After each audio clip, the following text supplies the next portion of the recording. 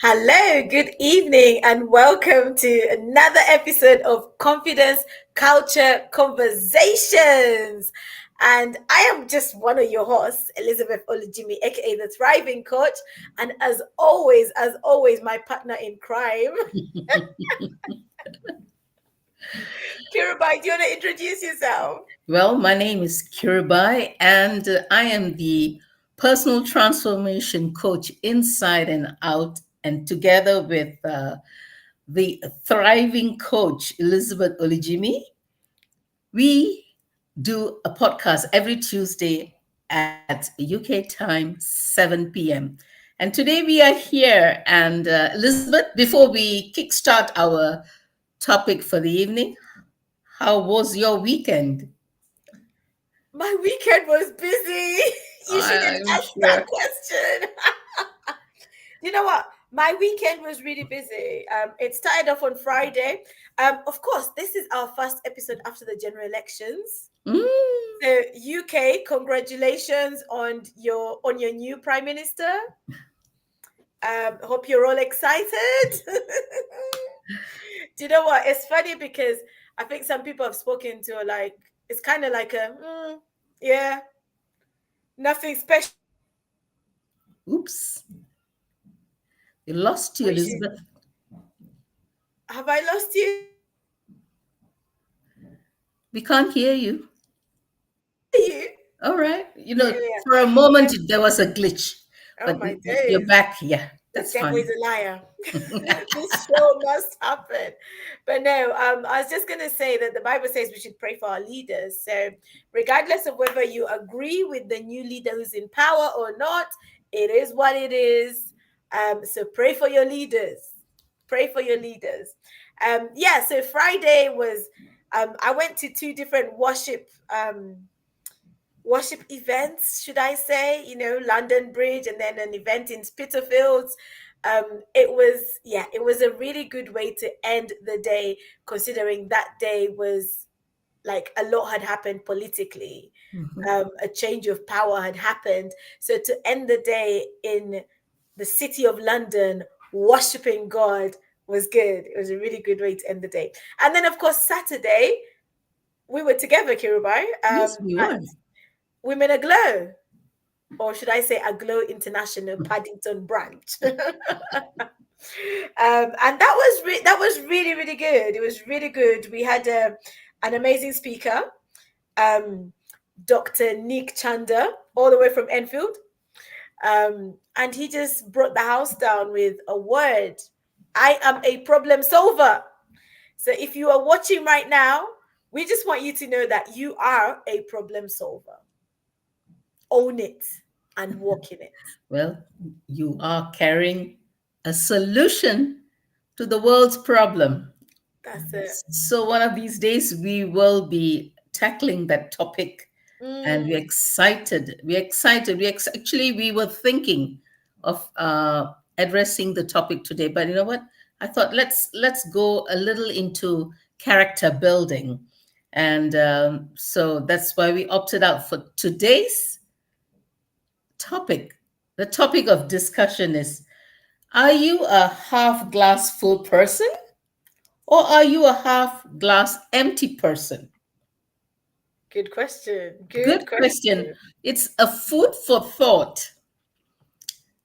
So, we're going to talk about optimism and how you cope weathering a storm. Mm, Life is all about ups and downs. Sometimes we feel on top of the mountain, and sometimes we have valley experiences. So, how do you keep yourself motivated? How to keep the how do you keep yourself away from the negativities, what your heart is communicating to your mind, and how to keep the peace in yourself to be a positive person, and a good reason to turn the frown to a smile every day in our lives. So, as I was researching on this topic, I found out that optimistic people live 15% longer than pessimistic people. Wow. So that is a good dose of medicine if you want to live longer, to be optimistic. That's very interesting because I remember one time I think I listened to Bishop Dale Bronner, and he has this thing Mm. where sometimes he likes to start his preaching by listing things that you can do to lengthen your life. And it's literally just everyday things, but things that help you to look after yourself. And so you saying that, like, it's interesting how just being a positive person adds a little bit more time to your life. Don't we all want to live a long life? There you go. There you go. There you go. That is the question. That is the question. Do we all want to live a long life? So, kickstarting this discussion, we talked about living a happy life. When Mm. you are happy, all our insights, they work better. And if you're sad, all our insights go fall asleep a bit. Kirubai, can you explain what you mean? Our insides, they fall. What are you trying Okay, to all right, say? all right. Let me speak. Let me explain myself. When I say insides, it's all our organs. Mm, Our organs, our heart pumps adrenaline, our kidneys function better, our bladder functions better, our liver functions better. And you know what? And these are the happy hormones that keep all our organs happy and clicking and moving together like a well oiled machine, engine. machine. Mm-hmm. So it is an ingredient, invisible ingredient, optimism. But when you are pessimistic, everything is a moan and a sigh. Our poor organs suffer. Mm, that's interesting. So that's why the research says you add 15% more to your lifespan. 50, not even just 1%, but 15%. 15%. And you know what? These people have done research on it. I'm not just conjuring this percentage, but people have done research. Mm, So you might ask me, how can I be happy? How can I be positive if I suffer through cancer? mm, If I have my bodily functions taken away from me, how can mm, I be happy? And you know something? One of the things that in a cancer research, if you go to a cancer specialist hospitals, and one of the things they kind of air or screen is happy movies oh, to make wow. patients laugh. Mm, So more happiness is a good antidote to sadness and to being pessimistic. happiness is good medication. Yeah. Laughter, they say laughter is a good It's medicine, yes. medicine, right? Yeah. So laughing. So coming back to a half full glass or a half empty glass, Mm-hmm. we take that slogan. Many people just take it for fun, and there's a lot of meaning to it, Elizabeth. Wow. So Elizabeth, I am positive you're a half full glass, and I am also a half full glass. Mm, But when we are half full glass, we always want to nurture and add more of the water into that glass. mm, But when you say you're half empty, empty is a negative word, Elizabeth. Don't you think wow. so? Wow. That's interesting. I remember you've just reminded me of a saying I used to hear a lot when I was a child in school. They used to say, "Empty tins make the loudest Yeah, empty vessels make the most more noise. noise." So, we we we always want to dwell on our pain. Mm, No, nobody is discounted of pain. We all go through pain. It's like childbirth. mm, When you have a baby, when the baby is pushed out, I know I've not had babies, but I know how women suffer. Mothers suffer through the pain of bearing a child. But once the child comes out, there's so much of happiness. mm. So how are we going to add happiness to be positive? And being positive is a great ingredient across the board of our lives. Finding happiness in little things. Elizabeth, I'm going to ask you, because you have done being grateful challenges. I know you always run gratitude challenges. So gratitude and optimism and being a pessimistic person, it kind of, I think it's I think you're great at that. Explain to us, why do we need to have gratitude? Wow. So one of the things gratitude will do for us, so gratitude helps us to focus on the positive things. And gratitude also, when you look at, I guess, the psychology behind us being grateful, like when we are grateful, there's like a dopamine release, and dopamine is like the happy pill. It makes us happy. So when we focus on being grateful, it can, in fact, research has also been carried out where, like, just, I think people in hospital were observed, and they observed those that kind of were happy and positive and grateful, and they observed those that kind of didn't necessarily have the happiness or the gratefulness around them, and they realized that people healed quicker when they had a positive outlook. The healing comes quicker. Now, I'm going to go again to the saying that our lives move in the direction of our strongest thoughts. Mm. Or if we lean onto the Bible, as a man thinketh in his heart, so is he. So when you focus on positive things, or when you focus on things that you are grateful for, like that's the direction your life is going to move in, or even it's going to attract more of these things, more blessings, because of the attitude of gratitude. Yesterday I was delivering a talk with carers, and we were talking about affirmations, and I'm like, I can't begin to understand the level of pouring out that they have to do as carers, because each person's situation is so unique. But one thing I say to them is, you have to get into the habit of just, like, being speaking positive words over yourself and just encouraging yourself, because sometimes, like, when you're a carer, even the person that you're looking after might not have the mental capacity to appreciate your care for them. So being able to just encourage yourself with those positive words.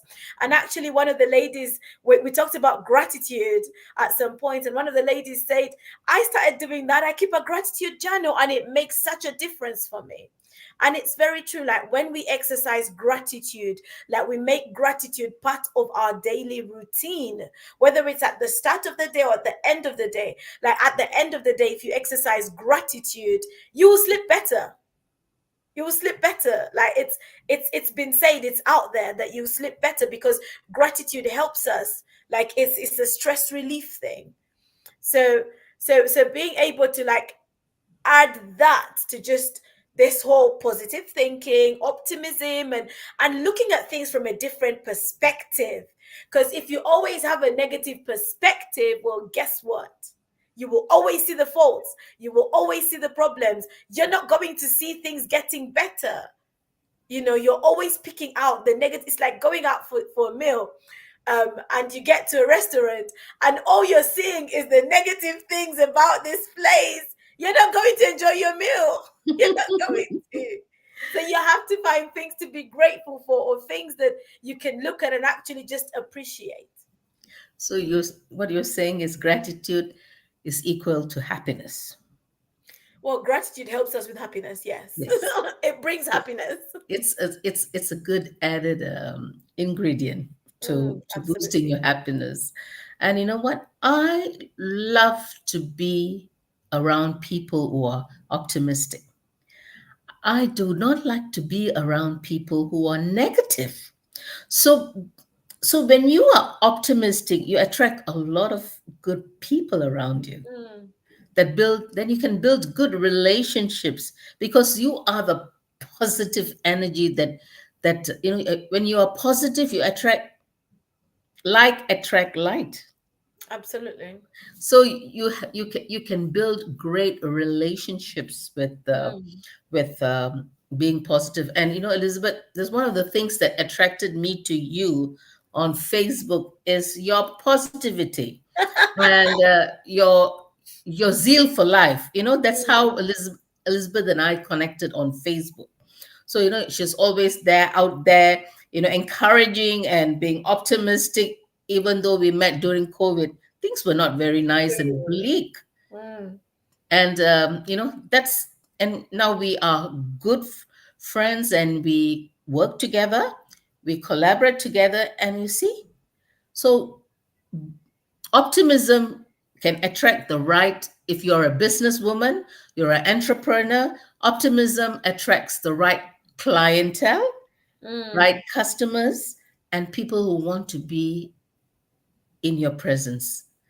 That's true. That's true because if you think about it, if you're around negative people too much, it's draining. It's Toxic. actually Mm. draining. And you will feel like when you have your phone and there's some apps that you might use that will just drain your battery and you're like, oh, Oh, this is good draining my analogy. battery. That's right. So negative people or people who are pessimistic or they're always picking the thing that's not working, it will drain you. They will drain you because you know what, sometimes, and I'm one of those people that I like to think, let's look forward, let's think ahead. And so when you're in a space where people always like, yeah, but there's this problem, we can't get past this problem, like, don't be a problem highlighter. Wet blanket. Be a problem solver, not a problem highlighter. Like because the reality is, in life there will always be problems. That's it. That's standard. In life there will always be problems, but it's about how you view it. It's about perception. What is your perspective on life? Is it very much, oh, there's no hope? Everything is, no, no, no, no, no, no. Regardless of what situation you find yourself in, and it might look very dark and very bleak around you, it might, but find a little glimmer of hope in the midst of that darkness, because that glimmer of hope is going to get you through the darkness that's surrounding you. So well said, Elizabeth. Hope. Mm, Optimism is equals to hope. mm, Hope in every situation. And that hope actually helps fuel up to be resilient. there you go. Resilience. Being optimistic, it equals resilience. Mm, Finding the positive in difficult times. And that's what a lot of people who were business people who were doing business face to face opted out, saying nothing is going to stop us. We are going to go on Zoom and work our magic. And that's counts resilience. mm, So a lot of entrepreneurs, shall we say, came out of COVID, mm. and lots of people had side hustles because they were pursuing resilience. COVID didn't stop them from realizing their dream. So That's true. either you become resilient to adversities, or you're going to be that half empty person crumbling down. Mm. Yes, and you know what? When we talk about like resilience, and just resilience is really about bouncing back, right? And just bouncing back from life's hardships or life situations. And you need a dose of optimism to be able to bounce back, because when you're bouncing back, there's an element of hope. There's something you're holding on to that is pushing you to bounce back, that is pushing you to like just keep going even when things look so hard around you. A few weeks ago, I had the pleasure, the honor of giving a talk to a group of women who, their stories range from coming from domestic abuse, domestic violence, all those sort of stories. Are That's basically that's the story for most of the women in that room. And I remember just speaking to them about resilience. And I say to them, I said, no matter how bad the situation is that you have experienced, you have to you have to see some element of beauty in it. So one element could be that yes, you made it out. You made it out. So that's a good thing. But also being able to see that you can take that story and do something with it. The one of the events I went to on Saturday, um, it was a women's event, and it was called "The Power of a Testifying Woman." Mm-hmm. And I kind of I'm going to say I went blindly because I didn't really look much into it. I said I'm going to support the lady who's hosting it. And she shared her testimony. I had never heard her testimony. I was like, whoa. But she shared her testimony, her journey, and she was really proof of a testifying woman, because she was using her testimony to deliver other women. And she had been running this event for 10 years now. Mm. And through it, other women are being delivered. But she had to see, there was a glimmer of hope. And in her testimony, she shared how she came from an abusive marriage. And when she had two kids, she decided enough is enough. She left. She left and she didn't know where she was going. She got on a train. She said it was an 8-hour train journey. She didn't know where she was going. She just sat on the train. And at one point, someone said to her, "Where are you going?" Like, what's, because she had a baby and a little child. And this person said, asked her a few questions. And she said she just burst out crying because she didn't know what to say. She didn't know where to start with her story. But for her to leave where she was, to just go anywhere, there was a glimmer of hope. She said she almost committed suicide. Before that, she had attempted. But she held on. And one of the things that helped her to hold on was the kids. Mm. They gave her hope. They helped her to hold on.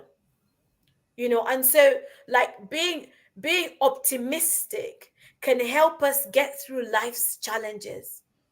It helps us to get through the darkest and the driest wilderness moments of our lives. Yeah, that's a very powerful testimony. You know, not knowing where she was going, but she just took her children and just went on a merry, you can't say merry way, but but she just wanted to get out of that abusive relationship. Mm, And today her testing has become a testimony and a story for many to identify and relate, and also give them a chance to make the decision to come out, because women are they're very faithful in that way. We just want to be honoring, especially in a marriage. And if a marriage is abusive, Elizabeth, I know this is going off topic.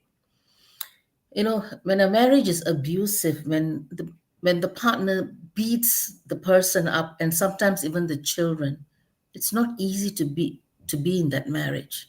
yeah. It's not easy. And kudos to that lady. Well done. And you know what? Like, she looks back now, her kids are, I think, 20. Hmm. The little baby she had in her hands back then is now about 20. And she's happily married. She's got more kids, and she's living her best life. She's thriving. She's Hmm. thriving in life. Hmm. And she's using her testimony to go back and pull other women who are Out. in similar situations. Mhm. But you have to see a glimmer of hope to be able to take yourself out of that darkness, to find what looks like a light. Like when you're in a tunnel and you're at the start of the tunnel and the tunnel is quite dark and you're seeing this light far off, and the light is so far off, sometimes you're seeing just a tiny bit of light. But as you're going through the tunnel, as you're going through the dark tunnel, the light starts to become brighter and brighter because you're coming to the end. And optimism is sometimes just being able to see the light in the midst of the darkness, whether it's just a tiny light that you can see, but it's seeing that little bit of light. Now, Kirubai, there's a question here, and I Mhm. want us to address it. So, Samuel, thank you for joining us. I think you are joining on LinkedIn, so thank you. So, someone is saying, is looking at the lessons you've learned part of being resilient? Oh, yes. Most definitely, Samuel. You have to look back, and then maybe the looking back, it could be a failing situation, but you can move forward because, as Elizabeth said, resilience is all about bouncing back. So, Hmm. bouncing back is looking forward with a glimpse of hope, knowing there is a blessing at the end of that dark tunnel. And and I know, we have all gone through this path, but being optimistic is one of those things that is part of being resilient. Hmm. Part of being resilient. I hope this answers your question, Samuel. Absolutely. And just to even add to that, or to just kind of add to what you say to buttress your point, um, I think when we look back, sometimes we look back and we can get stuck looking back. And usually that's because we have undealt trauma issues that we need to actually deal with in order for us to move forward. But one of the benefits of being able to look back is looking back and seeing what lessons can I learn from the things I've experienced. And then you carry those lessons forward so you can be a better version of yourself going forward. So you're better because of what you went through. There's something that John Maxwell says, and he says, experience is not the best teacher, but rather evaluated experience Mm. is the best teacher. So being able to look back on your experience and just ask yourself some questions. What did I learn? What was the best thing about it? What was the worst thing about it? What could I have done differently? Being able to look back, reflect, look back, and then press forward. Take what you need to take that can help you and then move forward. Don't let the baggage of yesterday hold you back. Empty that bag, and only hold on to the things that are going to get you to the destination you're trying to get to. So I think with that, Elizabeth, I think this next point ties up very well. It talks about optimism makes you a better performer.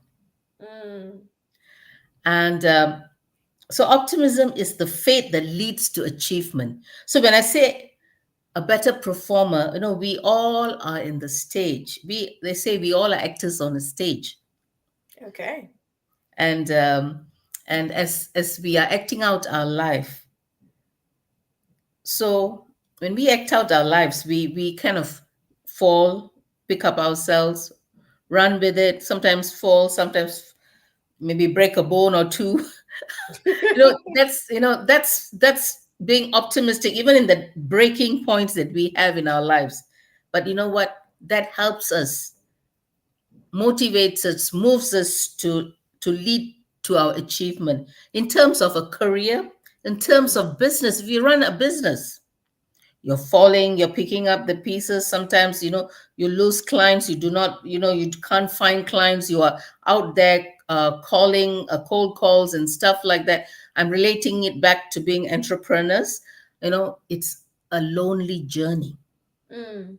It's a lonely journey, but you have to focus and be optimistic. So being optimistic makes you an achiever. It's like the, what should I say? It's the petrol. It's the It's the faith. fuel. It's the petrol. It's the energy. It's the gas that fuels up you towards your achievement. Mm. So nothing can be done without hope. Mm. So being a business person or being an entrepreneur can be a very lonely place, Elizabeth. It can. And I would like you to plug in something here about kingdompreneur. About kingdompreneurs. Yes, because we are our tribe. We are a tribe, a community together. No, absolutely, absolutely. There is power in community. There is power in community, and you have to find the right community for you. So myself and Kirubai are part of the Kingdompreneurs Network, and it's a network of Christians who are passionate about the marketplace, passionate about increasing their income, increasing their impact, increasing their influence, and really standing family on faith-based principles, to lead us to be successful and taking territories for the kingdom too. So we have regular monthly meetings, and we've actually got a branch coming up at the end of this month, at the end of July. I think it is Saturday the 27th or 7th, 28th. 27th. 27th, Saturday 27th. We will be meeting up for our brunch, and it's going to be amazing. So if you're out there and you're interested in joining us, like, send me a message, send Kirubai a message. We'll send you the link so you can register and you can join us and you can be part of it. We also have regular meetings where we either gather in person or online. And when we meet up for the brunch, yes, it's time for us to have some fellowship, to eat something, but it's also time for us to learn, and to learn from each other, learn from experts. So it's really a great space to be in. And like Kirubai said, entrepreneurship can be a lonely journey. And it can be lonely for various different reasons. But you have to find a tribe, you have to find a community, because community can help you. Like, some of the things that the challenges that you're facing, you can speak to somebody who's faced a similar challenge, and so you don't have to waver the challenge for as long as they did, because they can help you with their wisdom that they acquired from going through it. They can share things that worked for them, things that didn't work for them. I One of the things that I do sometimes is, I'm part of the Women in Business Network. And I remember one time sitting in a room, and I think it was when I was about 3 years into my business, which was probably at the start of this year or maybe late last year. And a lot of the ladies in the room were sort of starting out. And I was like, ooh, I can share some experience here, because I'm a bit further ahead in the game. And it was good to just be able to share that in that community of women. So finding a community that you can belong to, and it's not even just in terms of business stuff. It's in life in general, just being surrounded by the right people, and making sure that those people are not people that will drain you, but people that will challenge you, and people that will uplift you and inspire you and motivate you, people that will help you to be the best version of yourself. Find them and hold on to them. Elizabeth, can someone who lives outside London, maybe outside UK, join Kingdompreneur? They can join, because we do online meetings as well. Mhm. So yes, if you are outside of London, you are welcome to join the network as well. In fact, what we are looking to do, which we need to finalize behind the scenes, is we want to take Kingdompreneurs Network around the country, and have a branch in different places. So we will be coming to Milton Keynes probably in October again, like we did last year. And who knows, maybe we'll bring it up to Manchester, Birmingham, Bristol, like different places, Edinburgh, like just different places, so we can gather people together and build community. What about outside the country? Outside the country, yes, we will take it there too. We will Why take not? it there. We will Why take it not? there too. I am very optimistic about that, Kirubai. All right. We I are like taking that. Kingdompreneurs, because Kingdompreneurs is not limited to London. Hmm. It's a global thing. Yeah. So we will take it as long as the door opens. We are going through that door. We are marching through that door. I like that. A tribe without walls. That's it. That's it. Absolutely. So Absolutely. that's great. So we're talking about keep the topic on performance. When you said if somebody is interested in starting a business and they have they put the pros and cons about um, oh, thank you. I like that global tour. There you go. I love that. I love that. So yeah, starting a business. I think in a lots of people's minds these days, they would like to have a side hustle, Mm, and they start off optimistically, but over time they lose that fire. mm, So how do you keep that fire going? I know we talked about being resilient, talking about being with the right tribe, but as a businessman, we have walked through that path. Sometimes it can be very painful. mm. So I just feel being optimistic about achieving our dreams is part of being entrepreneurial. Mm-hmm. So what are your thoughts about it, Elizabeth? You need optimism to run a successful business. You need an element of optimism, because there will be moments where things might not be working out, and you have to be able to see like the glimmer of light, to see that little beam of light, in order for you to press forward with a decision. I remember when I started my business. So I started my business during COVID, or as we're coming out of COVID, should I say. um and for the first year, I think literally all I could do was online based stuff. I couldn't do things in person. But I had to see something in it for me to launch out. I left my 9 to 5. I left my comfort. I left a stable income to launch out and start to build from ground zero, to build from scratch. I had never worked as a coach before. So this was me leaving my job in the banking sector to say, hey everybody, I'm now Elizabeth Olujimi, the thriving coach. What? How? Where? Like, where did you come from? you know it was starting from ground zero.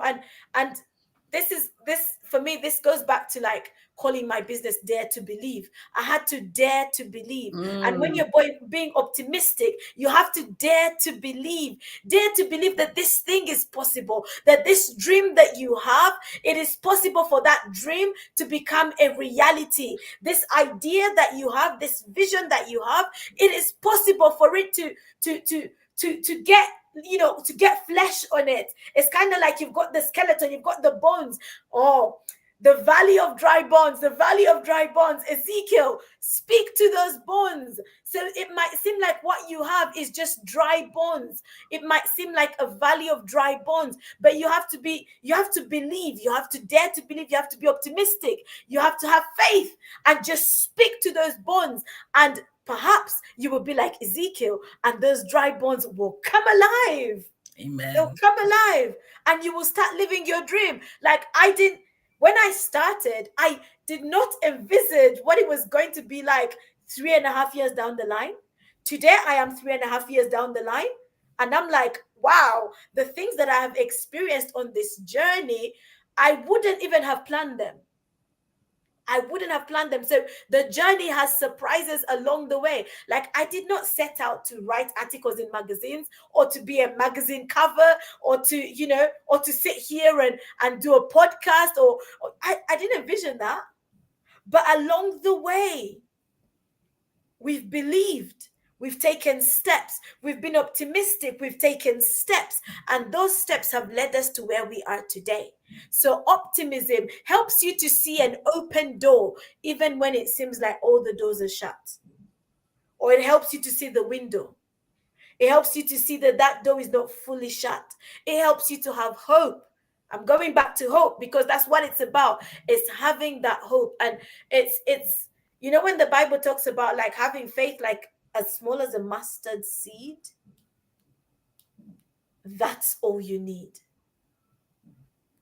That's all you need to hold on to stand on to believe and take action. Because if all you keep on, and there's a lot of people out there who want to start a business, but all they're seeing is the failures that can happen. All they're seeing is the obstacles that are standing in the way, and they're not seeing that actually, what if I am successful at this thing? Just what if? It's one of the questions I love to ask clients.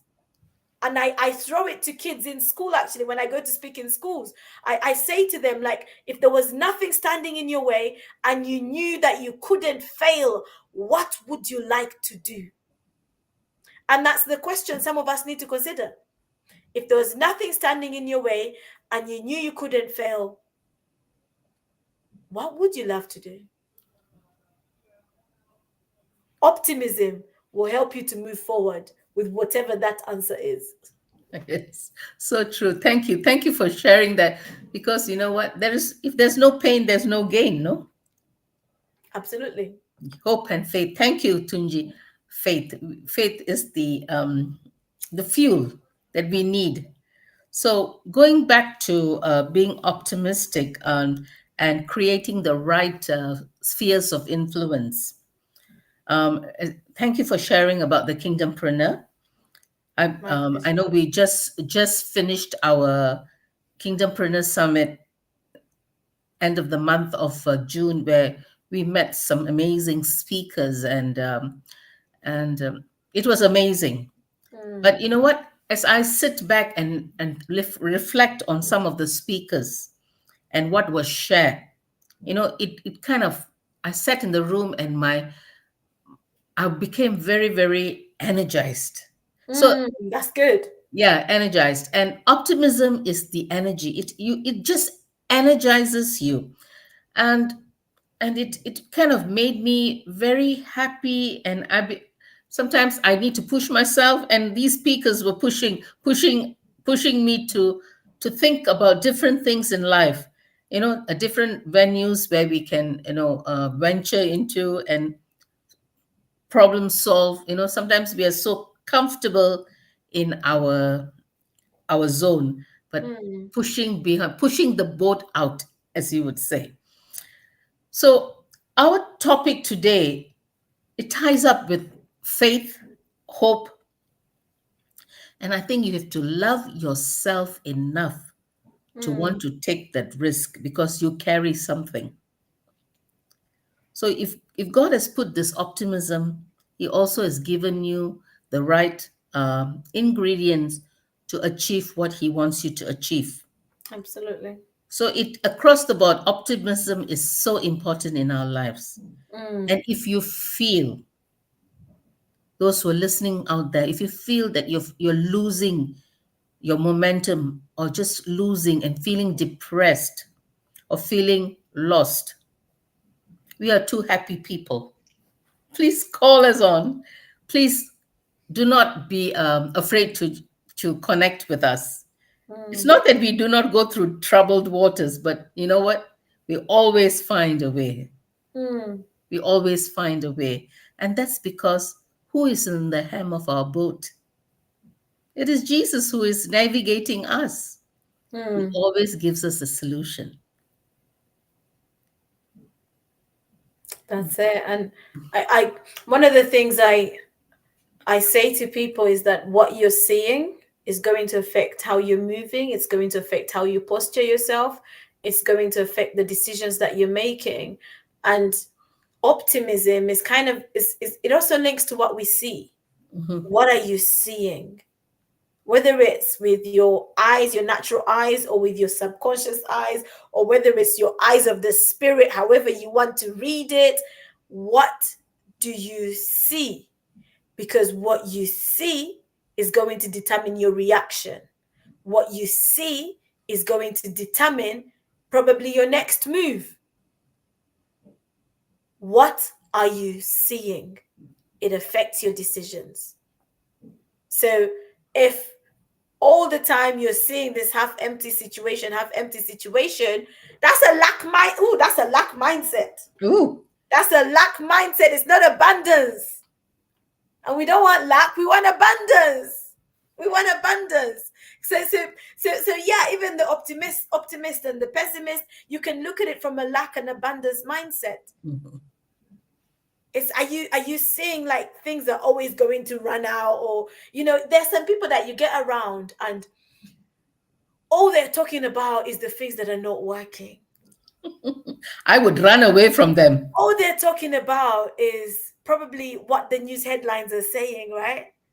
you know um Talking about what's it called, what's the current crisis.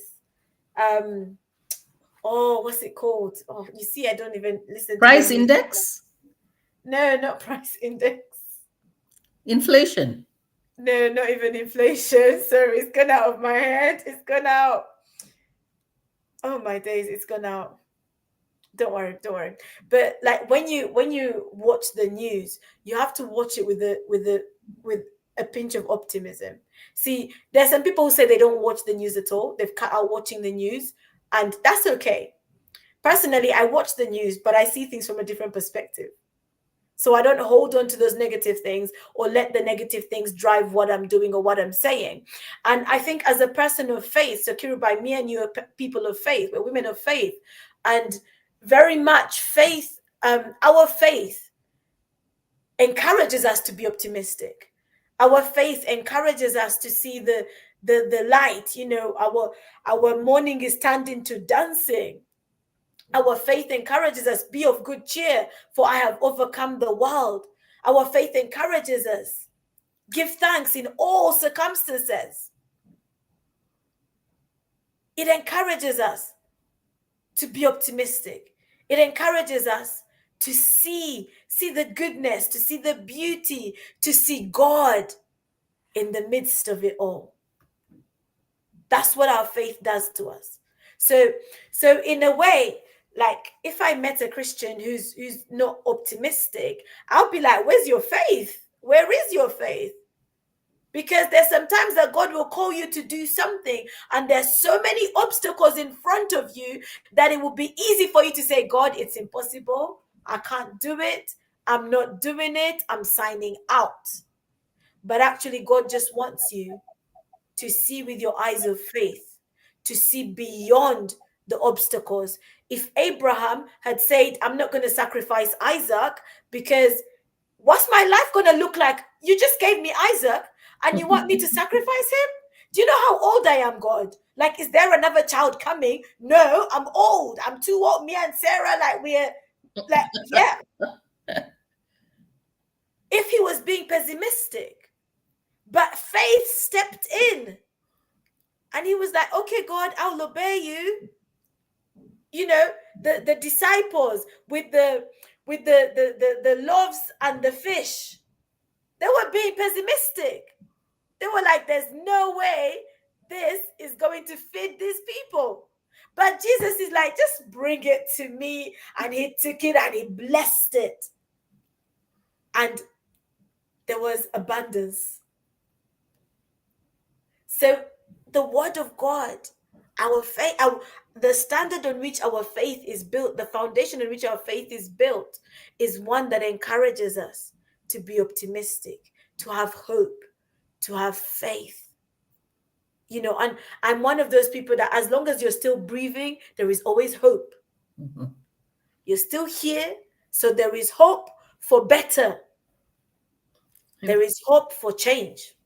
Something just popped into my spirit. It says optimism is like a breeding ground for miracles to happen.